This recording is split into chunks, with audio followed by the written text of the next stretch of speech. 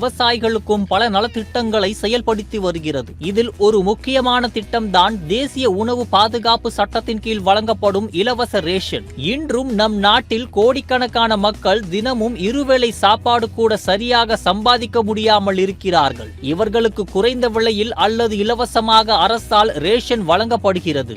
ஆனால் இதை பெற ரேஷன் கார்டு கட்டாயம் தேவை. இப்போது முக்கியமான விஷயம் என்னன்னா, மத்திய அரசு புதிய விதிகளை அமல்படுத்தியுள்ளது. சில தவறுகளால் பலரது ரேஷன் கார்டுகள் ரத்து செய்யப்பட்டிருக்கின்றன. நீங்களும் அந்த தவறை செய்கிறீர்களா? அந்த தவறு என்ன தெரியுமா?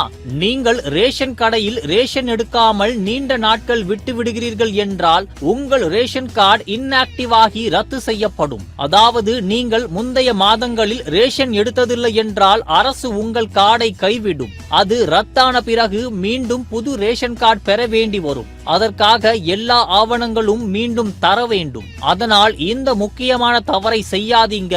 சிறிய தவறால் அரசு நலத்திட்ட நன்மைகளை இழக்க நேரிடும். இதே நேரத்தில் புதிய ரேஷன் கார்டுக்காக விண்ணப்பிக்க விரும்பியவர்கள் தங்கள் மாநில உணவு பொருள் வழங்கல் துறையின் அதிகாரப்பூர்வ இணையதளத்திலோ நெருக்கமான அலுவலகத்திலோ நேரில் சென்று விண்ணப்பிக்கலாம். அடையாள ஆவணங்கள் தவிர தேவையான ஆதாரங்களும் கட்டாயம். முக்கியமாக நீங்கள் நிபந்தனைகளை பூர்த்தி செய்தால்தான் ரேஷன் கார்டு கிடைக்கும். அதனால் விவரங்களை சரியாக கொடுத்து தவறுகள்